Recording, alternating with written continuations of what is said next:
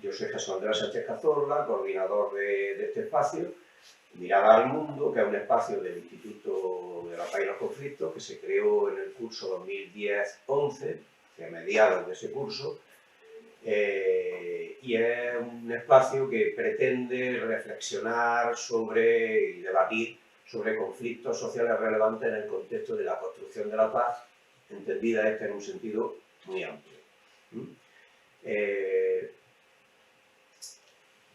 Para quien no lo sepa, en la página de IPAZ hay una sección dedicada a Mirada al Mundo, ahí está toda la información de todas las sesiones que se han realizado hasta ahora. Esta va a ser la número 129, es la novena de este curso, y también a raíz de la pandemia se creó un canal en YouTube, cuyo enlace también lo podéis encontrar en la página de Mirada, y ahí se han subido, yo creo que ya van por 30 grabaciones de las sesiones de los últimos años.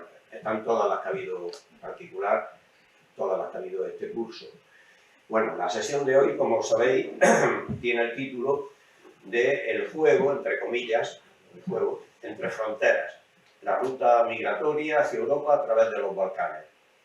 Va a consistir, como os decía, en la proyección de este documental, que es una versión reducida del documental original, es en inglés con subtítulos en castellano, en español, y la primera ponente va a comentar brevemente, también va a situar en contexto el documental. Yo lo que voy a hacer ahora va a ser presentar a los que van a intervenir en la mesa redonda, así que no digo más de lo que es los objetivos y contenido del documental, porque de eso va a hablar Sinica.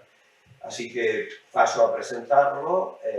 Va a intervenir en primer lugar Sinica Smith, que está, que es voluntaria en la organización no gubernamental No Name Kitchen, para que tengáis así alguna pincelada de su labor dentro de esa ONG.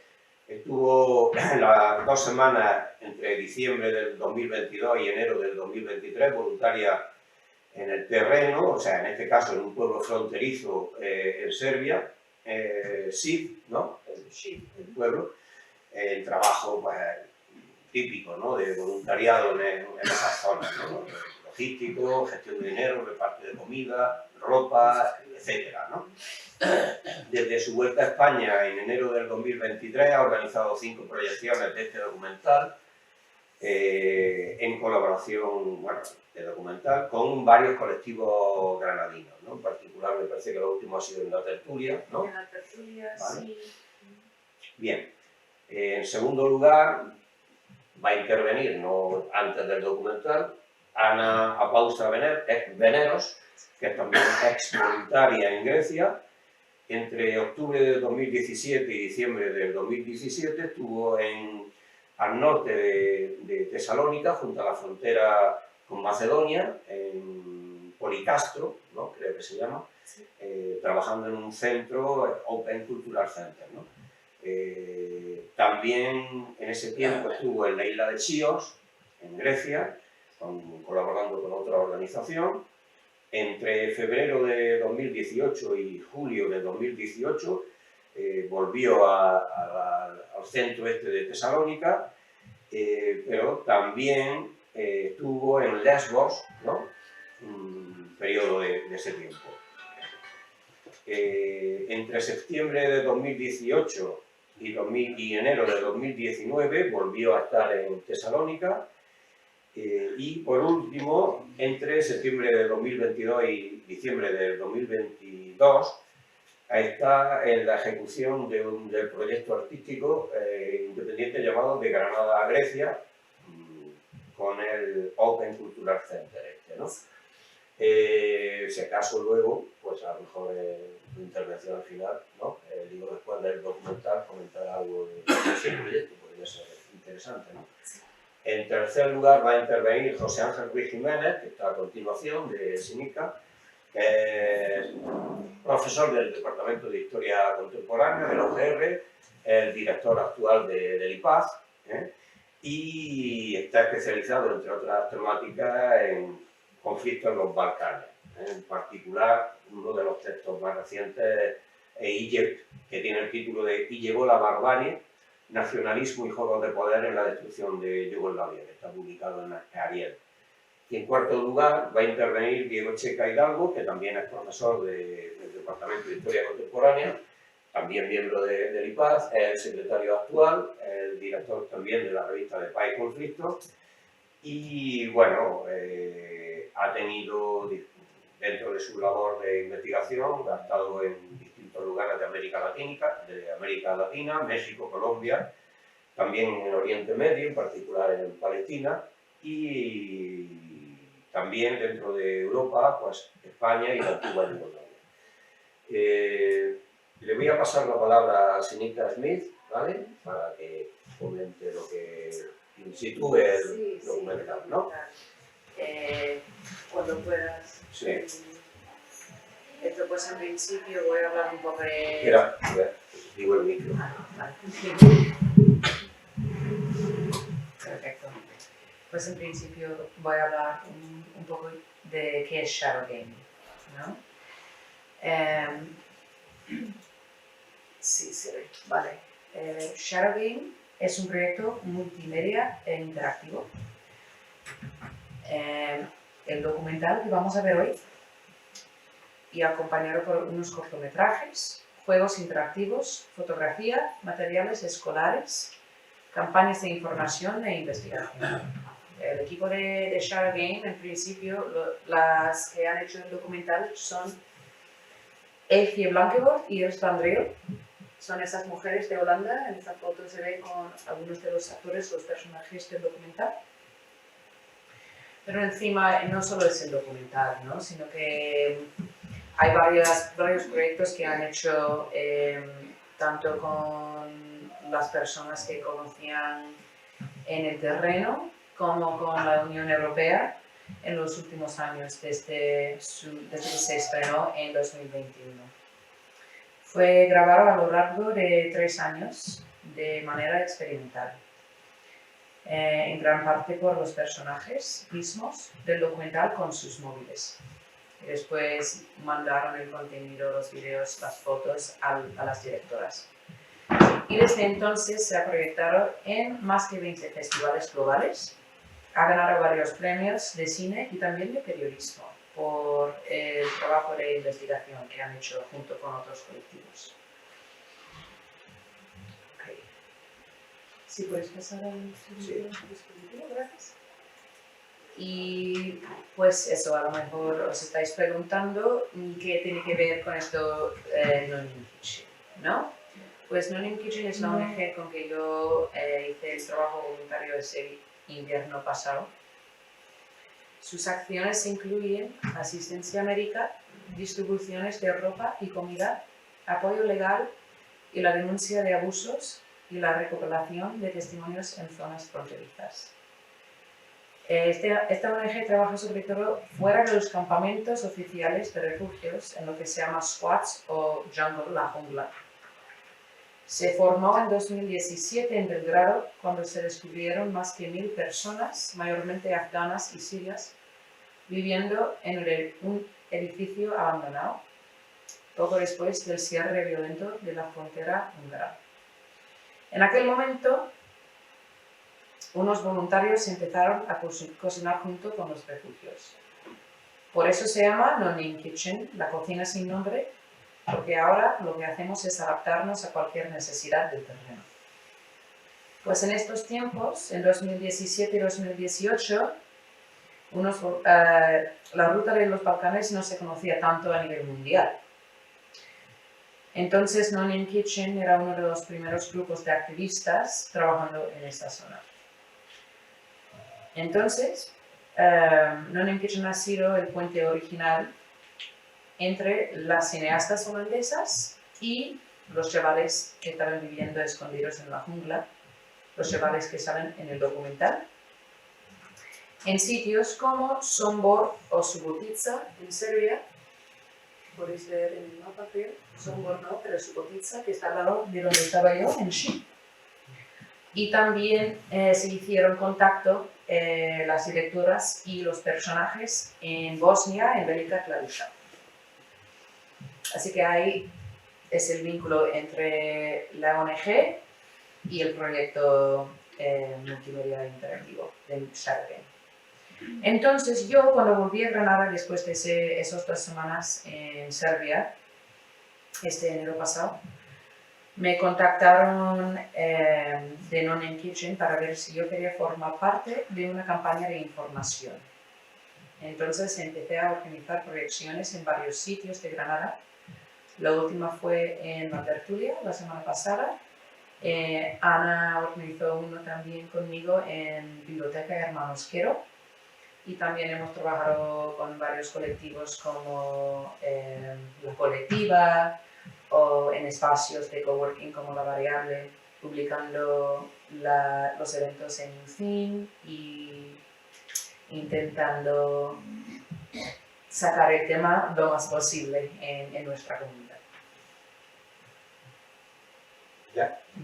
Bueno, pues yo creo que vamos a pasar a la proyección del documental. Como os decía, son unos 55 minutos y luego habrá una pequeña ronda de intervenciones y pasamos al debate con vosotros, ¿vale?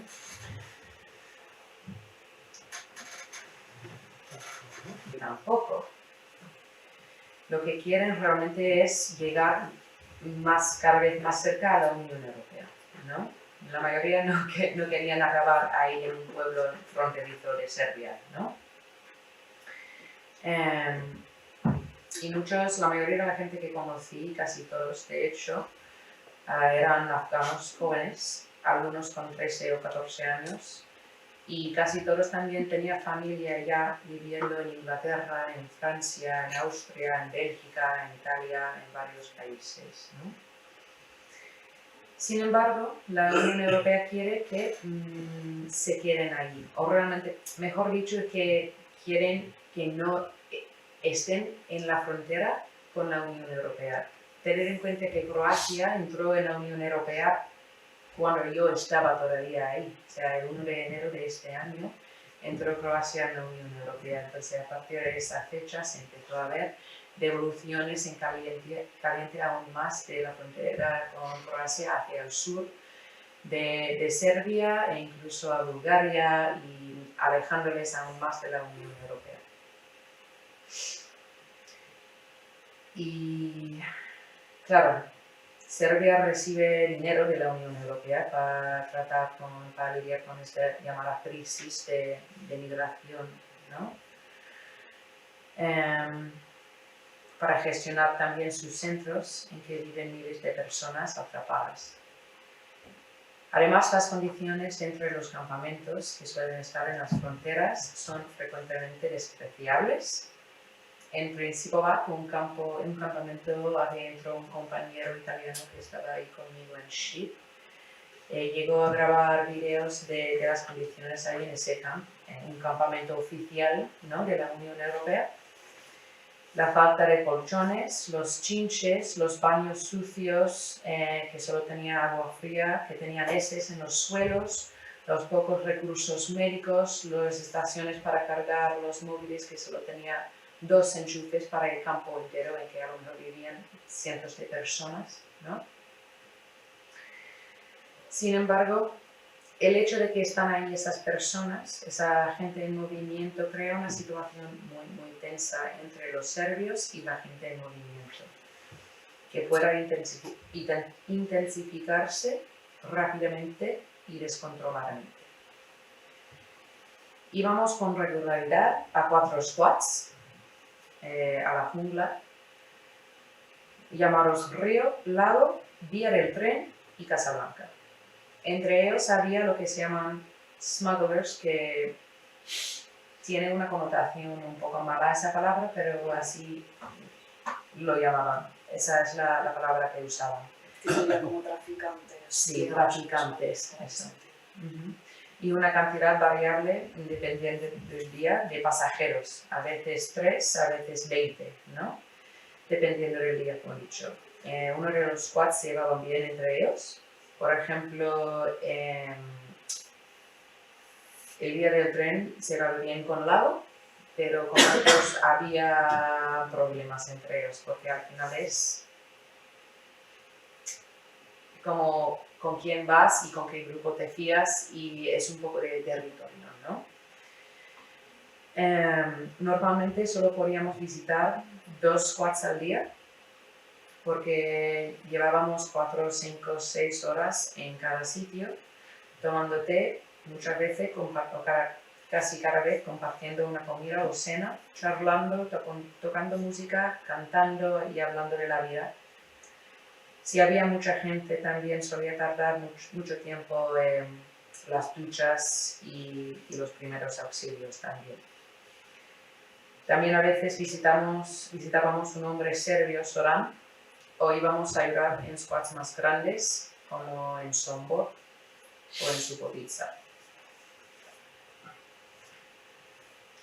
Cuando yo no estaba haciendo distribuciones, estaba lavando y organizando ropa, comprando comida, medicamentos, cortando leña, arreglando la ducha portátil o ayudando a arreglar el coche, transcribiendo recibos de serbio a inglés, cocinando para la casa, más una lista infinita de tareas, ¿no? Aunque esta lista y esas tareas también ayudaba a distraerme de muchos pensamientos duros. De haber visto violencia y asaltos constantes en los squats. La policía venía semanalmente, a veces todos los días, y cortaban las tiendas con cuchillos, con cúteres, vertían el agua que tenían ahí, robaban comida, leña, ropa y medicamentos de la gente. Mucha gente también tenía sarna, muchos tenían problemas dentales, tenían problemas en los pies por haber andado tantos kilómetros, las manos deformes y cicatrices profundas en las manos y los brazos, tanto por la identificación de la policía, que le habían quemado en las manos para identificarse después, o por sufrimiento personal psicológico.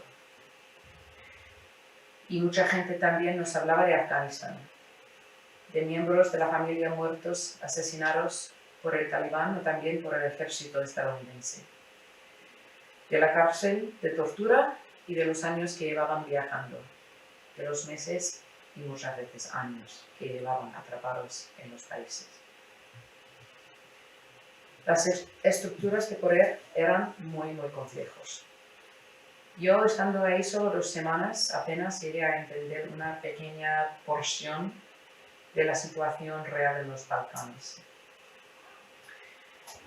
Sin embargo, con algunos amigos de los squats sigo en contacto. Con otros no, porque dicen que están encarcelados o porque se han desaparecido. A pesar de las condiciones durísimas en la ruta de los Balcanes, de la violencia infligida por la policía junto a Frontex, escuchaba la misma cosa muchas veces que se repetía en el documental que dijo SK y que decían otros chavales. Estoy obligada o obligado a hacer esto. Estoy obligado a ir. Gracias. Gracias. Pues, Sí. Ana, cuando quieras. Bueno, les voy a hablar un poco de mi experiencia. En total estuve como 1 año y 8 meses en diferentes proyectos, tanto en las islas griegas, en Quíos y en Lesbos, como en el continente, que la situación en 2017 y 2018 era bastante diferente de un lugar a otro, porque la vía de entrada a Grecia seguía siendo las islas. Ahora ha cambiado mucho y la gente entra por el río Ebros, que es como la frontera terrestre entre Turquía y Grecia. Estuve tanto en proyectos de, como llamamos allí, primera emergencia, como segunda emergencia. Primera emergencia serían como non-in kitchen, como proyectos orientados a cubrir las necesidades básicas. Es decir, cocinar, dar mantas, dar tiendas de campaña, gestionar donaciones materiales. Esto es lo que estuve haciendo sobre todo en las islas y los últimos 4 meses que estuve en Tesalónica. Y después el resto de tiempo estuve en un proyecto de educación no formal, digamos, en el norte, que se centraba básicamente en ofrecer una alternativa de ocio a los adolescentes y los niños de uno de los campos de refugiados de allí, que se llama Neakagala. Los campos de refugiados normalmente en Grecia se llaman igual que el pueblo más cercano.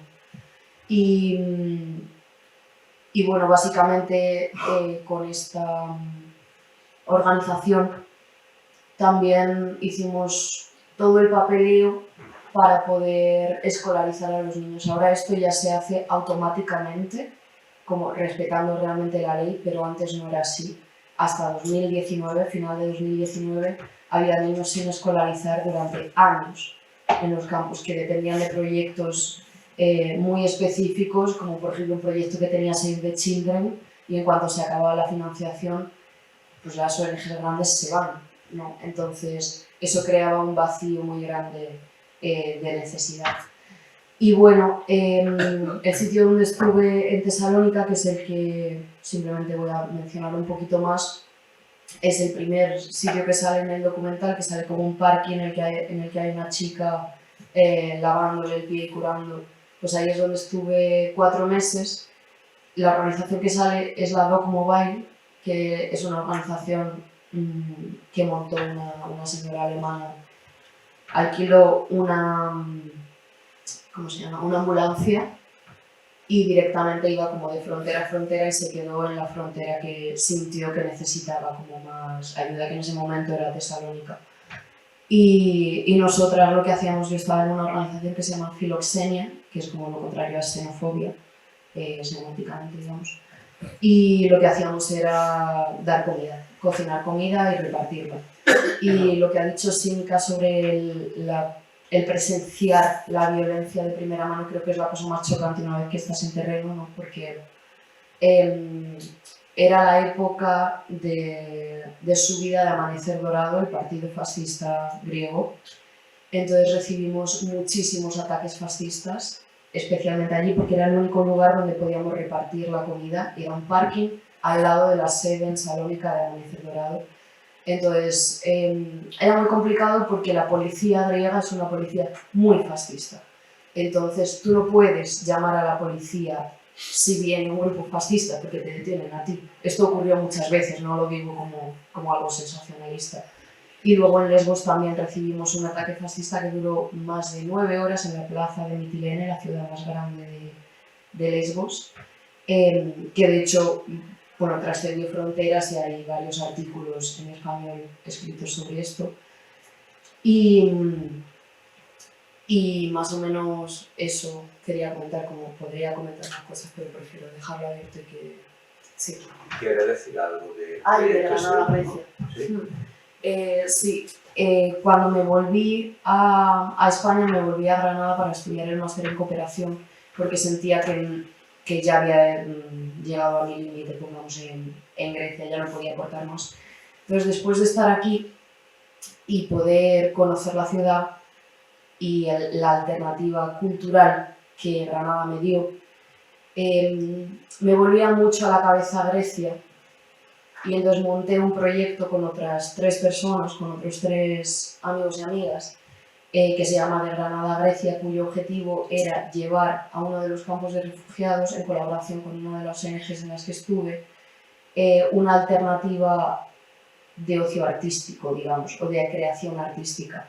Entonces, yo he hecho teatro, entonces yo estuve dando teatro allí, estuvimos haciendo talleres de fotografía, talleres de vídeo, y grabamos un documental, que ahora estamos con la postproducción del documental.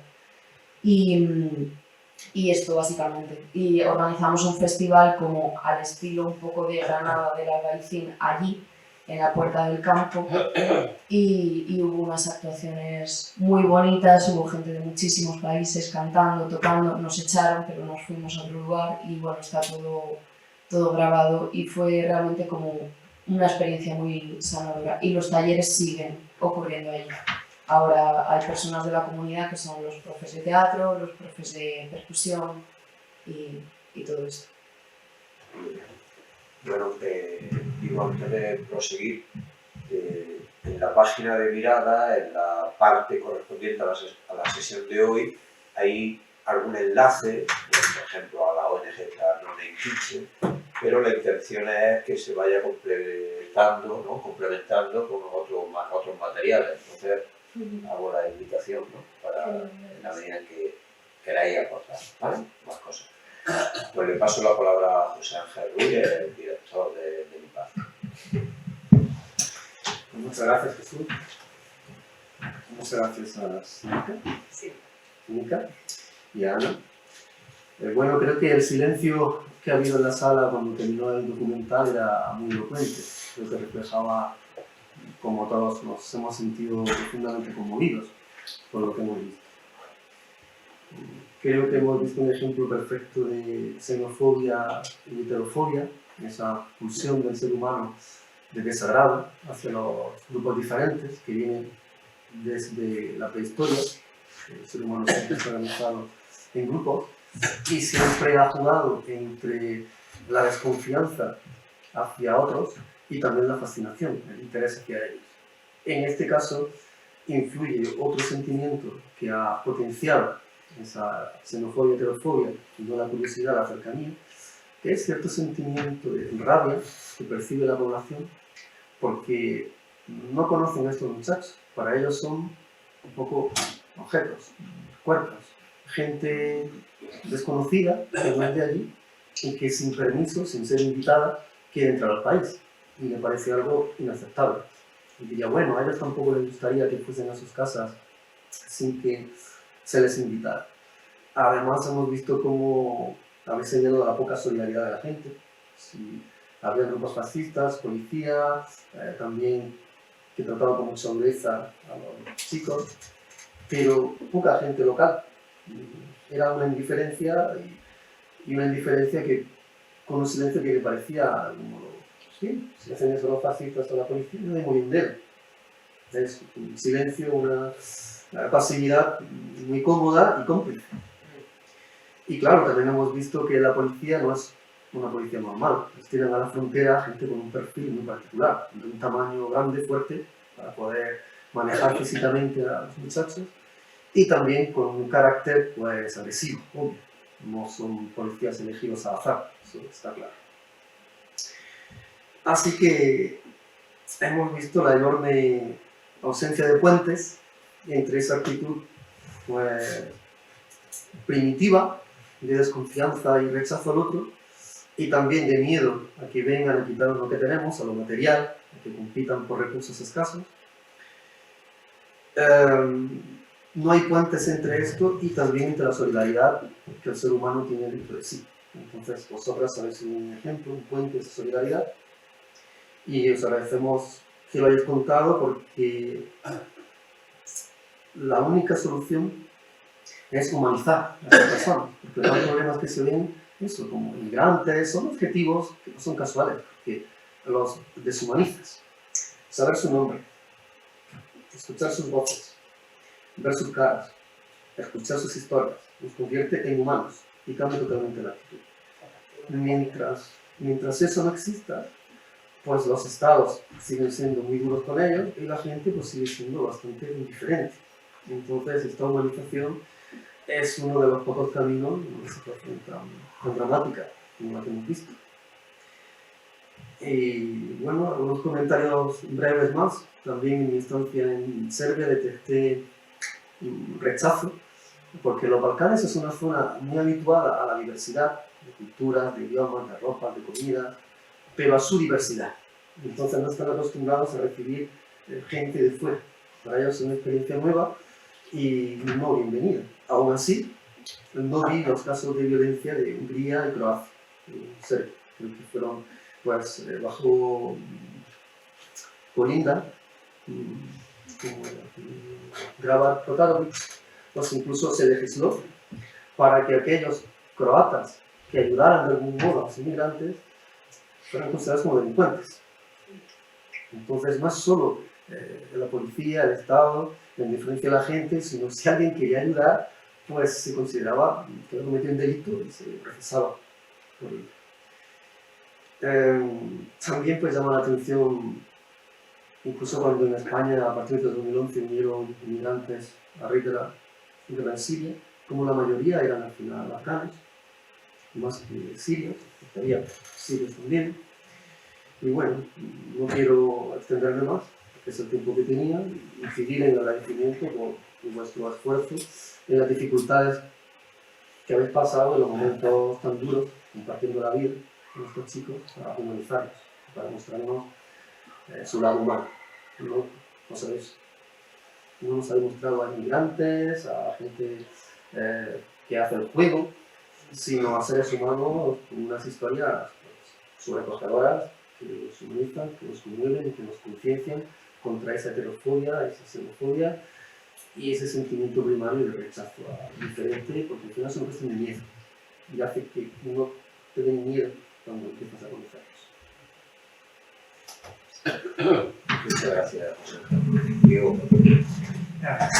Pues, bueno, yo también me sumo al agradecimiento, ¿no? Por compartir vuestra experiencia, primero, aquí con nosotras, y también pues, por presentarnos este proyecto multimedia, ¿no? Porque creo que recoge una problemática, ilustra una problemática muy relevante en nuestra sociedad, en Granada, en España, en Europa y en todo el mundo, ¿no? Nosotros aquí en el instituto estuvimos a finales de marzo en un acto que organizó la Facultad de Ciencias del Deporte para dedicarle un homenaje a Yusra Mardini, que realizó este viaje desde Turquía. Es una chica que es siria, que huyó de la guerra en Siria en 2015, si no recuerdo mal, y que un poquito antes, y que se vio luego, pues, bueno, sufrió todas las violencias, ¿no? y los miedos y los sufrimientos que han acontecido a estos chicos.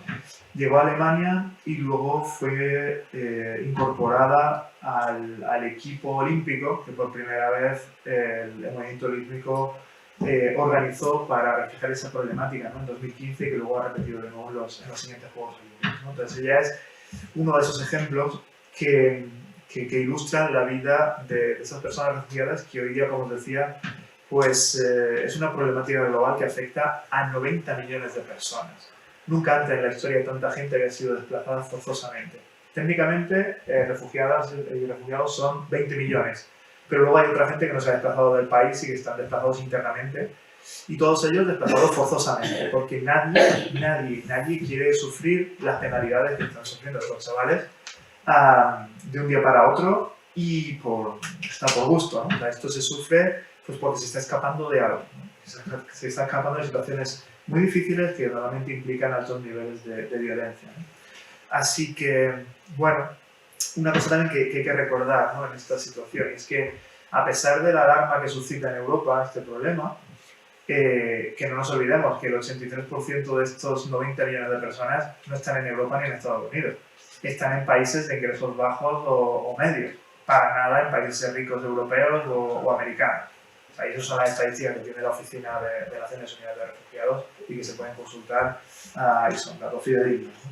Entonces, el estado de alarma que vivimos en Europa pues es lo que alimenta también, y bueno, y los negocios alrededor de ellos, lo que ha alimentado también la idea esta de fortalecer Europa, ¿no? Cuando tú decías lo de que Croacia no era parte de la Unión Europea, sí era, lo que no era parte del Schengen.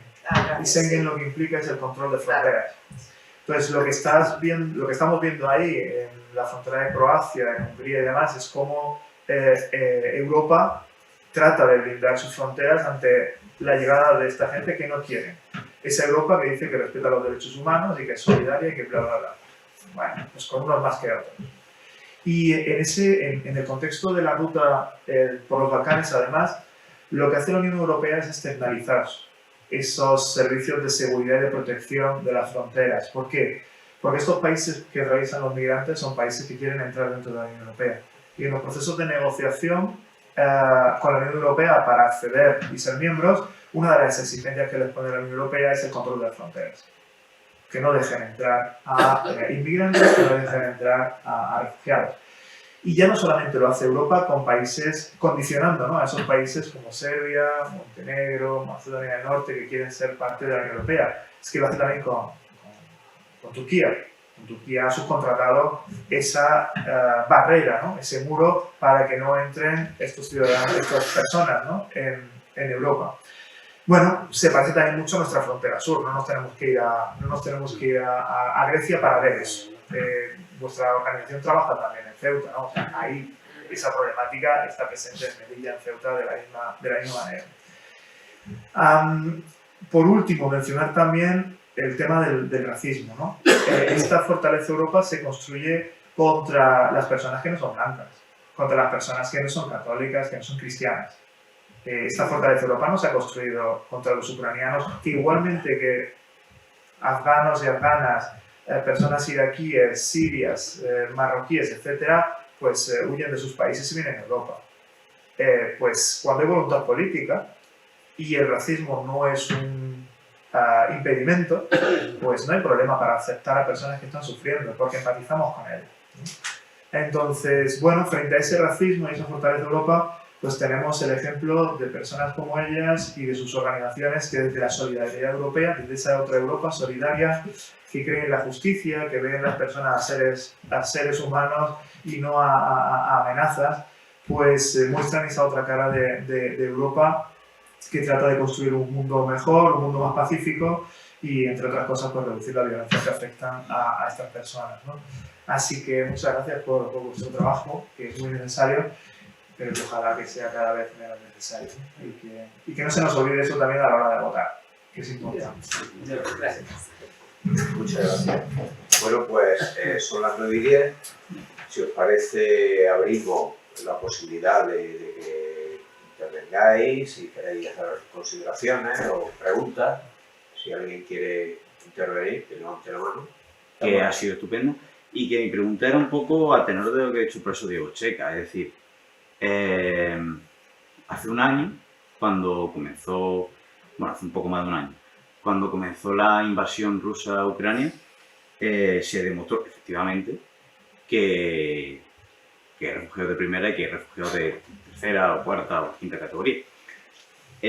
¿Cuál es la posición de todas las organizaciones que llevan trabajando no meses, sino años o décadas en zonas como los Balcanes con refugiados que son pastunes, que son sirios, kurdos, etcétera? Es decir, al ver que de repente, lógicamente no es poner una alfombra roja ni que los refugiados ucranianos vayan en carrozas, pero sí es verdad que hay muchísimas más facilidades para el tránsito hacia la Unión Europea.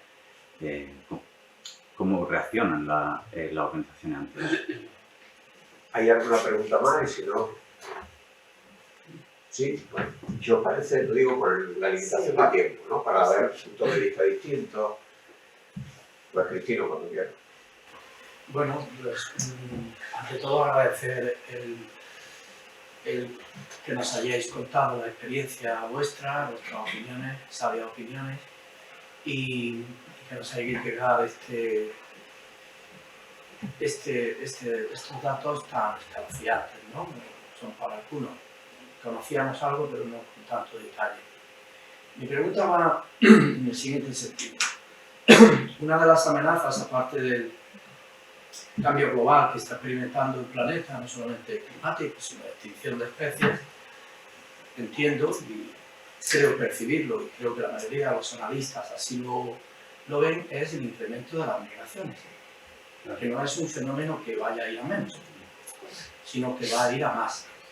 Por tanto, este mundo rico en el que vivimos tiene un reto muy importante.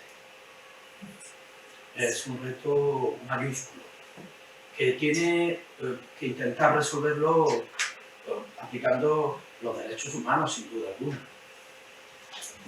No nos podrá pasar de momento en otro elemento, pero yo creo que, no sé si os pasa a vosotros igual que a mí, la gran interrogante, es decir, ¿cuál va a ser? Se van a ir desplazando conforme todos estos países vayan entrando en la Unión Europea, se va a ir desplazando la frontera de contención, ese muro, cada vez más hacia abajo, hacia países que tienen una calidad democrática muy escasa, porque, en fin, y los problemas de esos países cada vez van en mayor aumento.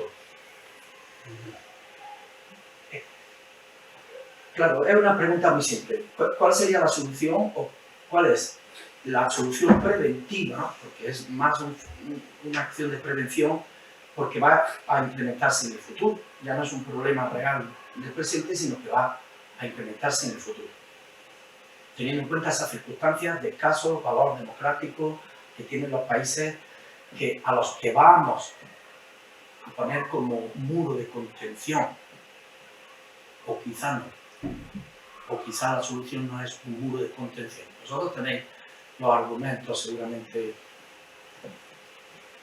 más precisos que una opinión así muy amateur. ¿Alguna intervención más? Si no pasamos...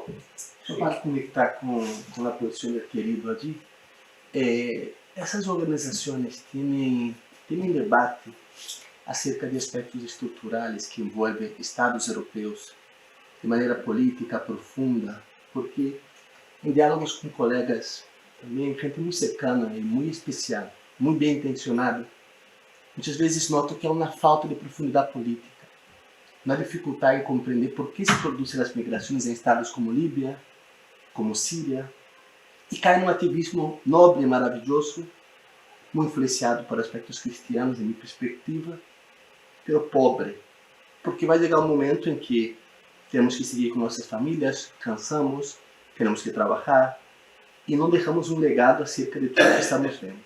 E mais allá da perspectiva de nosotras dos, que me parece estupenda, o documentário además muito bueno, editado de maneira estupenda. As organizações que vosotros han trabalhado têm debate, têm discussão acerca de como estão atuando Estados Unidos, França, quem vende arma, por que vende arma, quem compra, quem financia tudo isso. Gracias. ¿Alguna intervención más? Vale, pues, quien quiera intervenir, ¿vale? Bueno, a la primera pregunta, un poco también ligada con la tercera, yo diría que la respuesta principal de las organizaciones, que son organizaciones pequeñas en las que Sílica y yo hemos estado, ha sido la impotencia y la rabia. Creo que estos han sido, cuando se vio cómo se abrían las fronteras ucranianas, yo, por ejemplo, en todos los grupos de personas exvoluntarias, etcétera, lo que se compartió fue como, de verdad, ahora sí, de verdad, con todo lo que hemos visto, ahora sí. Yo en mi pueblo, que es un pueblo muy pequeñito, al que conseguí llevar a compañeros refugiados para que consiguieran el asilo aquí después de estar en Grecia, recibí bastante rechazo. Y esas mismas personas que rechazaron a mis amigos y compañeros, de repente en Navidad llevaban la bandera de Ucrania aquí puesta, ¿no? Entonces, creo que es precisamente esa construcción de la otredad de la que hablaba el profesor Diego Checa, ¿no? Sí que podemos, bueno, no voy a repetir lo que ya he dicho, pero bueno, básicamente fue eso, una rabia muy grande y una impotencia muy grande y también mucha denuncia. Se ha hecho mucha denuncia desde estas organizaciones, pero no diciendo deshumanicemos ahora a los ucranianos, por supuesto que no. Tienen el mismo derecho al asilo, pero es el mismo derecho al asilo, ¿no? Que debería ser como para los ucranianos igual que para el resto. Y respecto a la tercera pregunta, bueno, respecto a la tercera pregunta, yo creo que depende muchísimo de qué proyecto. Hay proyectos muy independientes que hacen una crítica muy grande tanto a la Unión Europea, pues como Non Kitchen, como a entender las causas estructurales y todo esto. También hay mucha gente que está allí y no puede con el día a día y no tiene tiempo de crear eso, pero desde los espacios como de coordinación sí se hace, sobre todo en proyectos más pequeños, yo diría.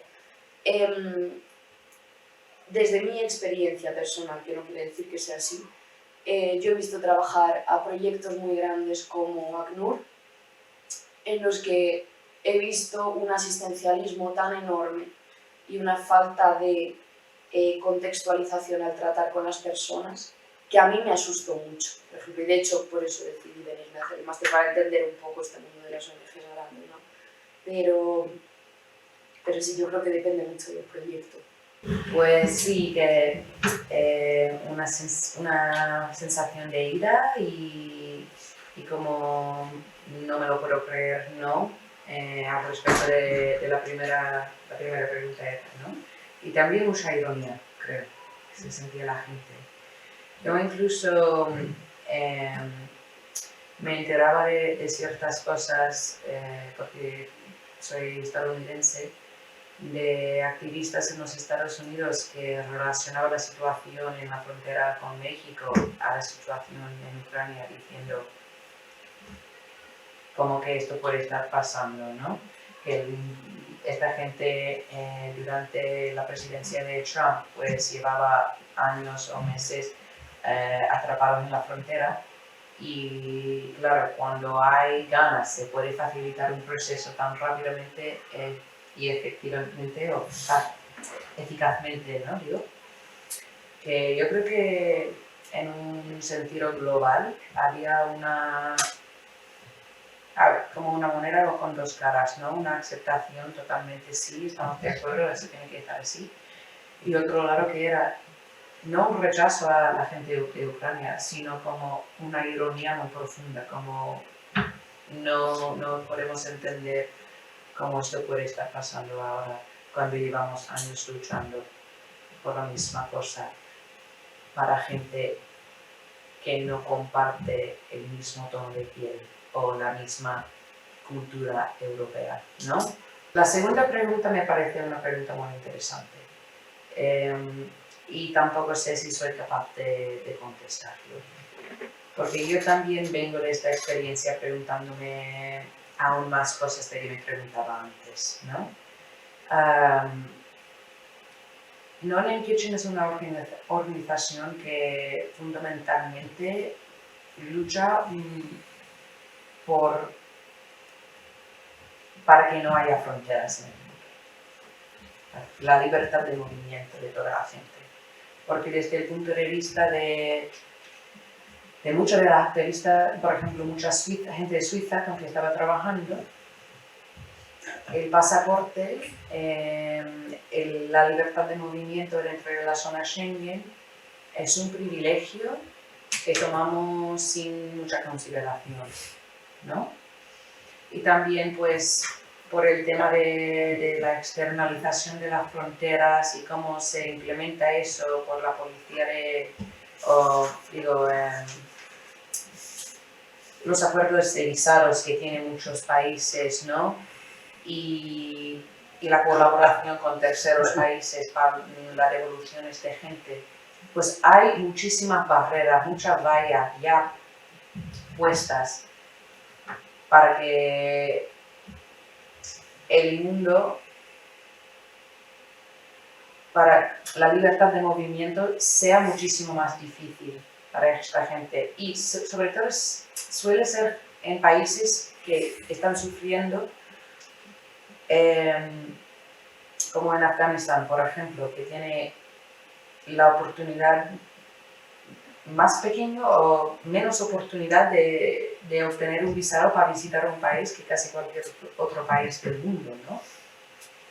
Entonces la lucha suele ser en principio para un mundo sin fronteras, de libertad de movimiento. Y ahora, claro, entiendo que eso implica otros retos en el futuro, ¿no? Muchos retos en el futuro. Pero nuestro argumento viene de la base que el mundo, como ética, moralmente debería ser así. Porque no es justo que nosotros podemos movernos, hacer turismo. O sea, piensan en la pregunta de turismo aquí en España y la rabia que sienten muchos españoles y sobre todo en Andalucía con el turismo de americanos, de británicos, de gente que viene aquí, ¿no? Pues estamos todos aquí viviendo de cierta manera en total libertad de movimiento y como que luchamos por eso como un derecho básico para todos. ¿Queréis? Bueno, muy brevemente, y no voy a hablar como director del IPAZ, que que voy a comentar es más una sensación que me han inspirado estas intervenciones. Personalmente creo que lo mejor que puede hacer un ser humano en su vida, lo más alto a lo que puede llegar, es cambiar la vida de otra persona que esté en una situación de desamparo, de necesidad. Y eso es lo que hemos visto. Y al mismo tiempo, como yo creo que muy bien ha dicho Cristina, pues desde que era adolescente, yo creo que es más una opinión que una cuestión científica. He tenido claro a la vez que mientras se sea asistencialista con gente que realmente lo necesita, pero no se vaya a la raíz, el problema va a seguir y nueva gente va a seguir teniendo. Entonces son parches y una cosa no quita la otra. Ambas son importantes. ¿Cómo remediarlo? Porque claro, es muy fácil decir este es el problema, lo difícil es encontrar la solución. Obviamente hace falta voluntad política, que no hay, pero también hace falta sintonía de la voluntad política con la voluntad social de la gente. Por ejemplo, en el caso de Ucrania ha habido esa sintonía. Hay un problema y la voluntad política se ha dado con conformidad de la gente de la calle. Entonces no hay ningún problema. Pero si eso mismo se hiciera con cristianos, no blancos, no habría ese nivel de comprensión de la gente. Pero mientras no encontramos ese equilibrio entre ayudar a la gente que necesita ahora, de nada sirve que se hagan planes de cambiar las cosas en origen a 20 años, gente que necesita ayuda hoy, necesita, no quiere decir no, necesita, con ir a la raíz. Y para eso, yo creo que desafortunadamente, mientras no haya voluntad política y haya un apoyo social real, que ahora no existe para los blancos, no se va a poder hacer. Pero insisto, son opiniones.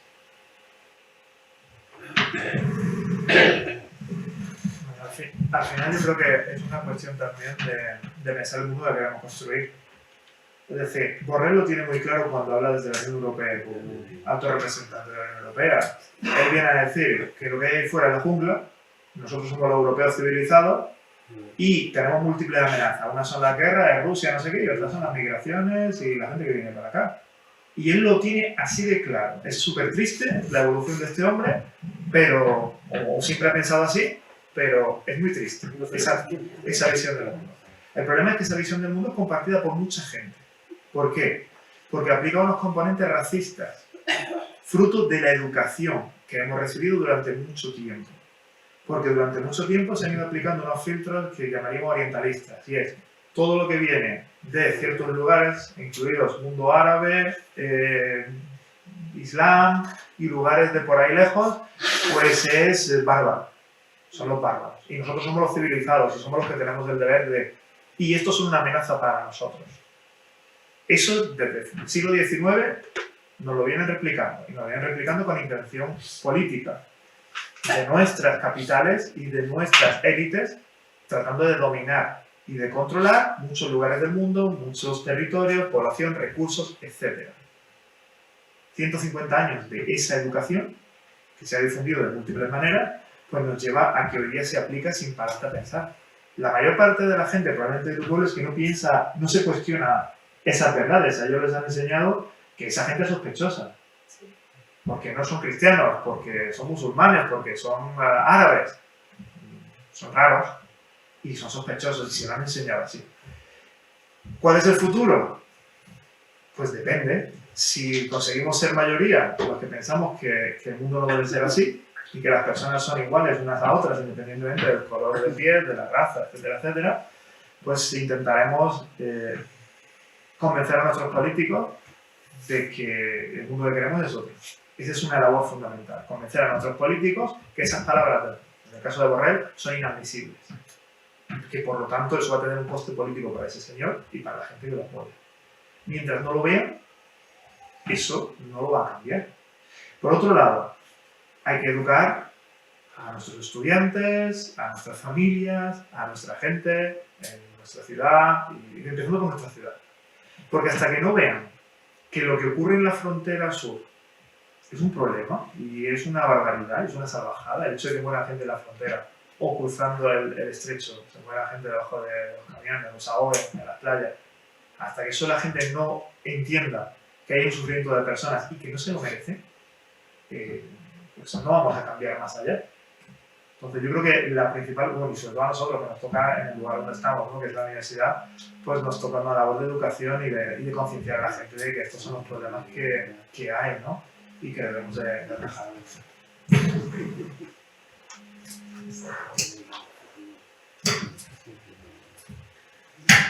Bueno, no, es bastante tarde. ¿Hay alguien que quiera intervenir? ¿Alguien más? Si no, vamos a ir concluyendo, ¿no? Bueno, me gustaría ampliar, si es posible, la mirada y plantear un ejercicio de perspectiva o incluso de situarnos en el futuro. Hay una serie de procesos en marcha. Estoy refiriendo a degradación ambiental, emergencia, cambio climático, agotamiento de recursos energéticos y no energéticos. Antes Cristino comentaba, ¿no? Lo de el tema de extinción de especies masivas.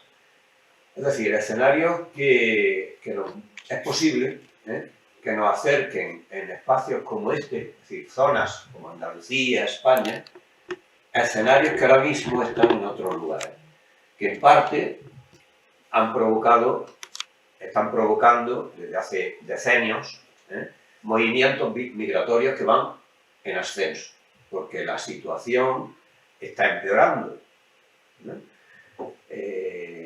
No entro, pero habría que introducir también la vinculación de esos movimientos con conflictos armados que a su vez están vinculados a lucha por recursos escasos, etc., ¿no?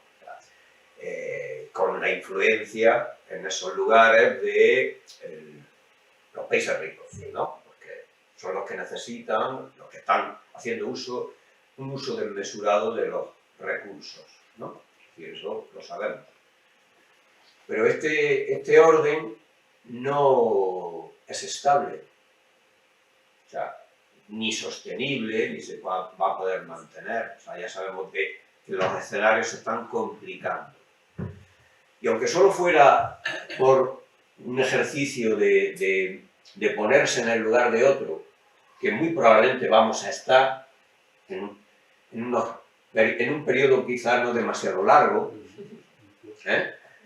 pues creo que no sé hasta qué punto si eso podría servir para generar empatía, llamar la atención sobre que necesitamos construir un mundo distinto.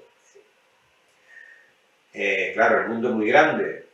Ya sabemos que las soluciones a problemas globales tendrán que ser a nivel global, ¿no? Pero también es verdad que cada vez, precisamente por la referencia que he hecho a la cuestión del agotamiento energético, de recursos cada vez más escasos, vamos a tener que depender cada vez más de los recursos más cercanos. Es decir, que va a jugar un papel cada vez más grande lo local. Y bueno, eso es una mala noticia, por un lado, lo es, porque quiero decir que en instancias más amplias, quiero decir, Estados, Unión Europea, mundo, se va a tener cada vez menos capacidad de influencia a todos los niveles, me da la impresión. O sea, que vamos a escenarios de ese tipo, ¿no? Que crean, o sea, que eso no es bueno, pero por otro lado crean oportunidades. Y esto se habla de a ver si convencemos a los políticos, como la ciudadanía no reaccione, pues yo creo que parte del problema es cómo conseguir que la ciudadanía reaccionemos a los niveles que se requieren, que son a todos, ¿no? Y por tanto, local, autonómico, estatal, Unión Europea, por supuesto, y un marco global, que bueno, ahí el sistema de Naciones Unidas se ha mantenido y se sigue manteniendo en un estado de debilidad, con poca capacidad por todas las reglas de juego derecho de veto, ¿no? El Consejo de Seguridad, etcétera, ¿no? Entonces, claro, necesitamos una instancia de gobernanza global, pero se mantiene debilitada para que otros actores muy poderosos puedan actuar sin trabas, ¿no?